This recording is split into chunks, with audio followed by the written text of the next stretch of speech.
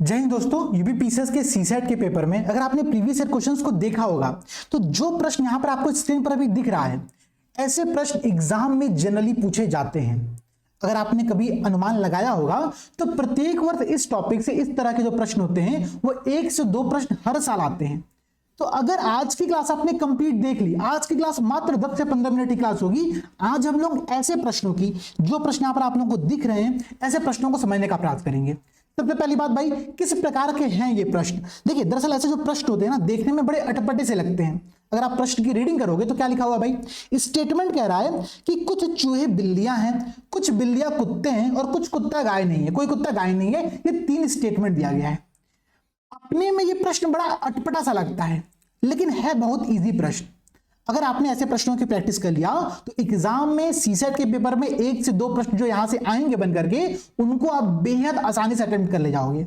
देखो भाई, मैं आप लोगों को प्रश्न समझाने का प्रयास कर रहा हूं और आप लोग बेहद अच्छे से इसको ध्यान से देखना। देखो क्या कह रहा है भाई, ऐसे प्रश्न में होता क्या है। पहले तो यहां पर कुछ स्टेटमेंट दिए जाते हैं, कुछ कथन होते हैं। जनरली 3 से 4 कथन यहां पर दिए रहते हैं और उन कथनों के आधार पर एक बात ध्यान रखना, इस प्रश्न को पढ़ते समय आपके पास जितना भी ज्ञान है दुनिया भर का, उन सारे ज्ञान को भूल जाओ। इस प्रश्न में उस ज्ञान का कोई प्रयोग नहीं करना है। जैसे कि अब कोई इस प्रश्न को पढ़ेगा, क्या लिखा हुआ भाई कि कुछ चूहे बिल्लियां हैं। आप सोचोगे चूहे और बिल्ली में ये कैसा संबंध है भाई। ठीक है, हमने टॉम एंड जेरी की कहानी देखा था, ये चूहे और बिल्ली का कौन सा रिलेशन यहां पर दे रहा है।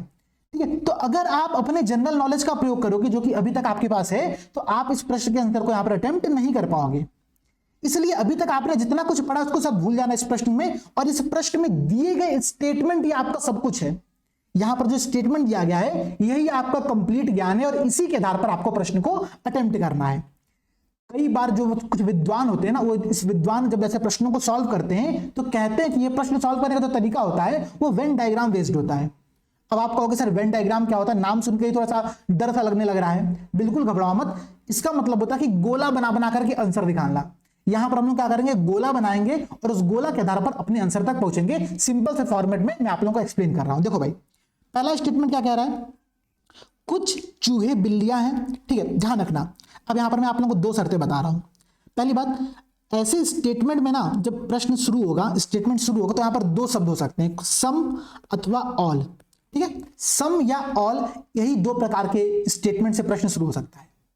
सम का मतलब कुछ, ऑल का मतलब सभी। अब बात समझना, जैसे मानो अगर सम वाली कंडीशन है, जैसे कि यहां पर दिया हुआ इस प्रश्न में कि सम रैट्स आर द कैट्स, कुछ चूहे बिल्लियां हैं, तो ऐसे में कैसा डायग्राम बनेगा।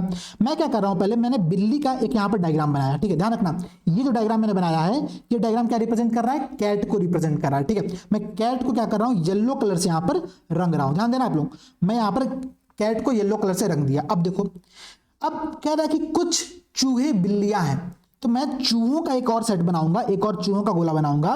इस गोले में लिखूंगा रेड और इसको क्या करूंगा, मैं ग्रीन कलर से यहां पर रंग कर दूंगा, कलर कोड कर दूंगा, ताकि आप लोगों को चीजें समझने में थोड़ा सा इजी रहे। अब बात समझना, अगर हम कह रहे हैं कि कुछ चूहे बिल्लियां, इसका मतलब यह है कि ये जो दोनों गोला, दोनों सर्किल यहां पर आपने बनाया हुआ है, ये दोनों सर्किल कहीं ना कहीं पर एक दूसरे से क्या करेगा, ओवरलैप करेगा। तभी कुछ चूहे ऐसे होंगे और कुछ बिल्लियां ऐसी होंगी जो कि एक दूसरे में एग्जिस्ट कर रहे होंगे। ठीक है, अगर हम इस फिगर को यहां पर छोड़ते हैं, ये फिगर क्या रिप्रेजेंट कर रहा है, इस फिगर का ये वाला जो पोर्शन है, इसमें कुछ ऐसे चूहे हैं जो कि बिल्ली हैं। इस बात को यहां पर रिप्रेजेंट किया जा रहा है। बात समझ में आया। अगर प्रश्न में सम शब्द का प्रयोग किया गया, अगर प्रश्न में कुछ शब्द का प्रयोग किया गया है, तो जो डायग्राम बनेगा, डायग्राम इस प्रकार से बनेगा। अगर वहीं पर प्रश्न में ध्यान दीजिएगा, अगर आप लोग अगर वहीं पर प्रश्न में ऑल शब्द का प्रयोग करें या फिर सभी शब्द का प्रयोग करें कि सभी चूहे बिल्ली हैं, ऐसे में कैसा डायग्राम बनेगा, वो भी डायग्राम मैं आप लोगों को बना करके दिखा रहा हूं, ध्यान से देखना। देखो भाई, ये क्या है, ये आपका एक गोला बनाया मैंने, किसका, ये मैंने आप लोगों का कैट का गोला बनाया और कैट को मैं किस कलर से रंग रहा हूं, येलो कलर से मैं रंग रहा हूं। ठीक है, अब क्या कर रहा हूं भाई, मैं यहां पर आप लोगों का रेड का एक और डायग्राम बना रहा हूं, रेड का एक और गोला बना रहा हूं।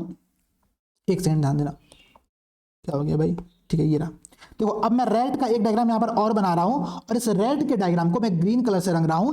ये बात यहां पर आप लोग नोट कर लेना। अब देखो, यहां पर कह रहा है कि सभी चूहे, वो क्या है, बिल्ली है। मतलब ये जो सर्किल है चूहों वाला, ये सर्किल बिल्ली के अंदर कहीं ना कहीं पर लाई करेगा। इस प्रकार का डायग्राम बनेगा अगर सभी चूहे बिल्ली होंगे तो। आप लोग बात समझ में आया कि सभी और सम, सम एंड ऑल, कुछ और सभी में जो डिफरेंस है वो डिफरेंस यहां पर यही दिया गया है। तो प्रश्न में स्टेटमेंट जो रहेगा ना, उसमें दो ही प्रकार के शब्द प्रयोग हो सकते हैं, या तो सभी या तो कुछ। अगर सभी प्रयोग हो रहा है इसका मतलब क्या है कि एक सर्किल दूसरे सर्किल के अंतर्गत लाई कर रही है, और अगर सम शब्द, कुछ शब्द का प्रयोग किया गया है तो वो आपस में कहीं पर थोड़े से दूर में ओवरलैप कर रहे हैं, बफर जोन बना रहे हैं, और उसी बफर जोन के बारे में वो स्टेटमेंट कह रहा है। तो दो प्रकार के प्रश्न यहां पर बन सकते हैं, ठीक है। अब देखो भाई, इस प्रश्न में चूंकि सम शब्द को दिया है तो मैं ऑल वाले पूरे फिगर को क्या कर रहा हूं, इरेज कर दे रहा हूं, और हम लोग प्रश्न पर वापस आ रहे हैं, ठीक है। अब देखो, ये डायग्राम मैंने बना, पहले स्टेटमेंट से डायग्राम बनाया क्या कि कुछ चूहे बिल्लियां, तो ये डायग्राम आप लोग सामने बनकर के आया। अब मैं पढ़ूंगा सेकंड स्टेटमेंट। ध्यान देना, जब आप ऐसे स्टेटमेंट में सेकंड स्टेटमेंट पढ़ते हो तो वहां पर जितने प्रकार की पॉसिबिलिटीज होती हैं उतने प्रकार की पॉसिबिलिटीज पर आप लोगों को डिस्कस करना जरूरी होता है।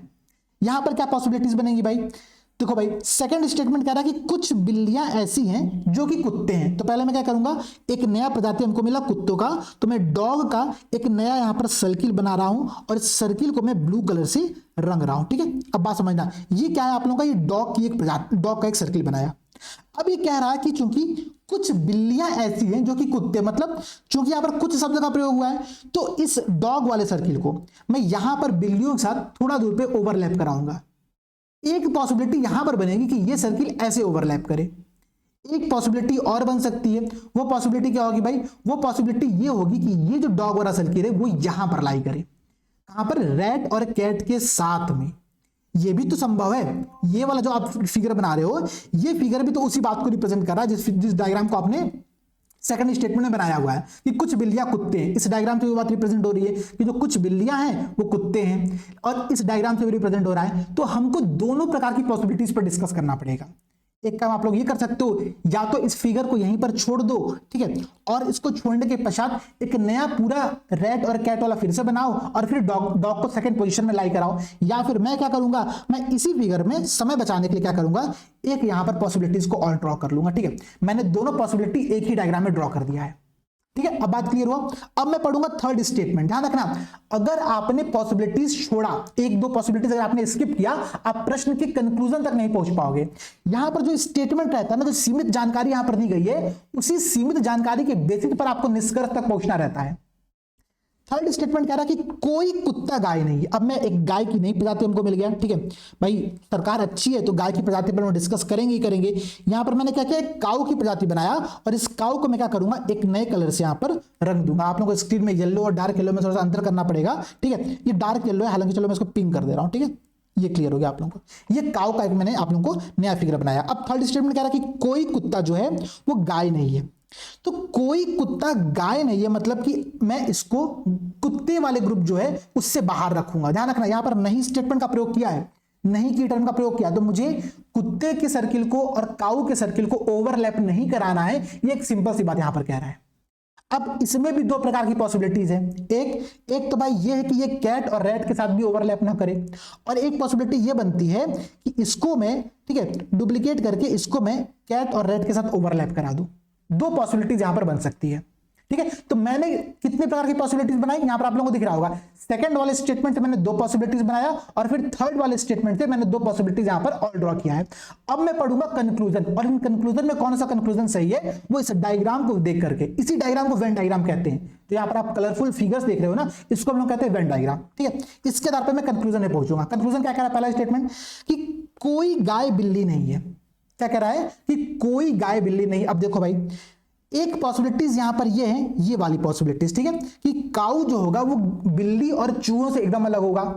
तो अगर वो होगा तो यहां पर निष्कर्ष है। लेकिन ध्यान रखना, यहां पर एक पॉसिबिलिटी और बन रही थी, एक संभावना और बन रहा था कि ये काऊ वाला जो सर्किल है वो यहां पर लाई कर जाए।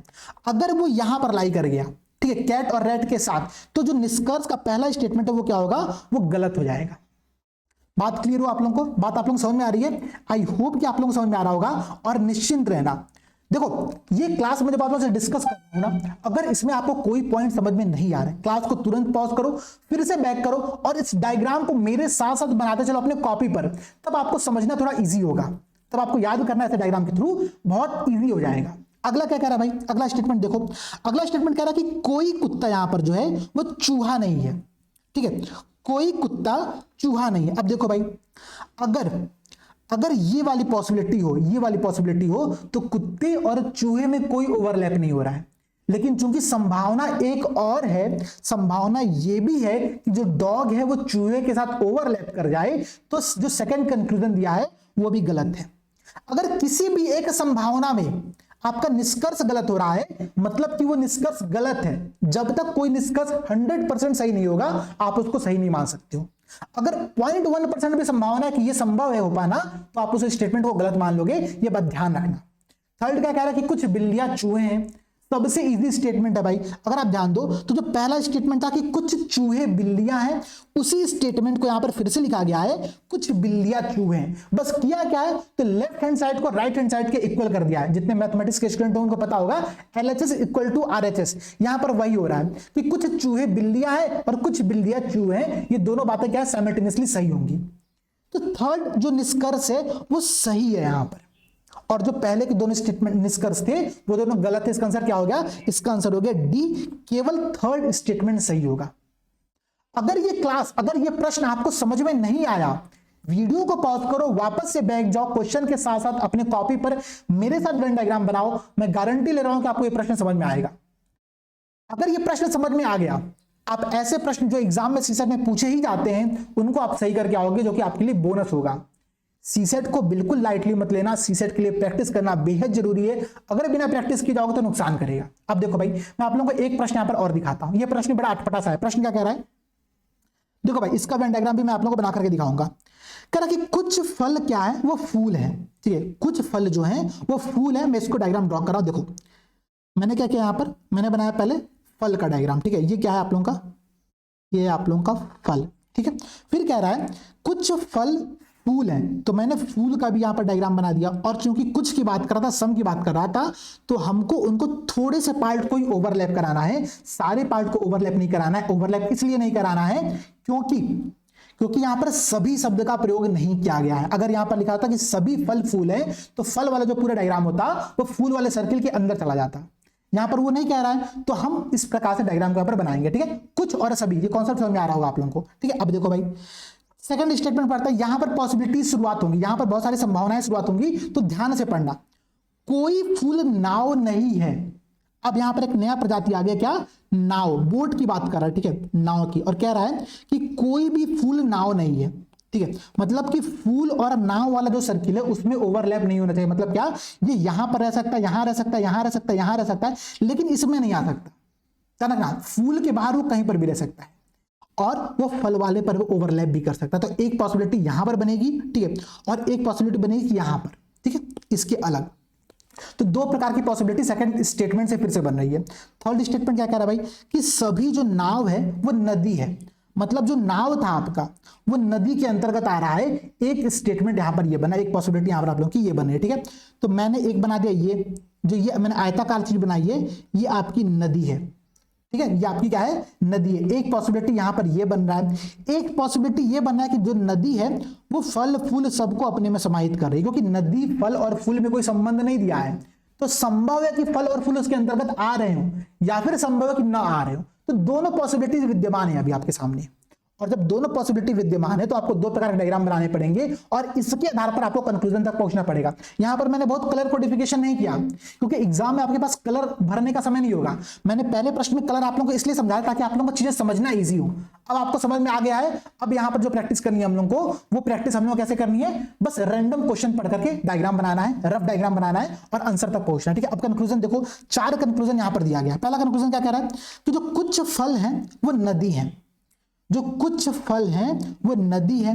अब भाई ये हमेशा ट्रू नहीं है। हाँ, हो सकता हो कि अगर ये बाहर वाला जो डायग्राम है, अगर बाहर वाला डायग्राम बना होता तो संभव था कि कुछ फल नदी होते। लेकिन अगर ये वाला डायग्राम बना, अगर ये वाला डायग्राम बना, तो क्या होगा, तो ये पॉसिबिलिटी सही नहीं होगी। तो निष्कर्ष क्या हो गया आप लोगों का, ये गलत हो गया। सेकंड निष्कर्ष क्या कह रहा है, कि कुछ नदियां नावें हैं। ठीक है, कुछ नदियां ऐसी हैं जो नाव है। अब ध्यान दो भाई, ये कथन तो सही है। सही क्यों है, अगर आप यहां पढ़ो कि सभी नाव नदी है और कुछ नदियां नावें हैं, ये दोनों क्या हो रहा है, फिर वही LHS इक्वल टू RHS। और आप इस डायग्राम में भी दे सकते हो, जहां जहां पर नाव बना हुआ है, ठीक है, जहां जहां पर नाव बना हुआ है वो सभी नाव नदी में कहीं ना कहीं से शामिल हो रहे हैं। क्योंकि सभी नाव क्या थे, नदी थे, तो कुछ नदियां ऐसी होंगी जो कि नाव होंगी। ये दोनों कथन तो आपस में सही है ना, तो ये आंसर क्या हो गया आप लोगों का, ये स्टेटमेंट आप लोग का यहां पर सही हो गया। थर्ड स्टेटमेंट क्या कह रहा है कि कुछ नदियां फल हैं।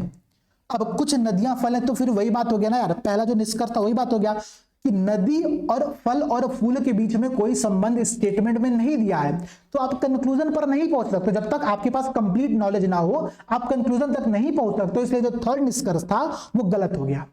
और कुछ फूल फल है, ये तो जो पहला स्टेटमेंट यहां पर आप लोगों का दिया हुआ है, ये वाला पहला स्टेटमेंट, इसी का left hand side is equal to right hand side यहां पर लिखा हुआ है।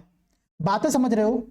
देखो प्रश्न देखने में टफ लग सकता है, प्रश्न डायग्राम ड्रॉ करते समय टफ लग सकता है, लेकिन सिर्फ 3 से 4 प्रश्नों में 2 प्रश्नों की प्रैक्टिस मैं आप लोगों को यहां पर करा चुका हूं। ठीक है, यहां पर सेकंड और फोर्थ स्टेटमेंट सही है, तो यहां पर मैंने आप लोगों को 2 प्रश्नों की प्रैक्टिस करा दी है।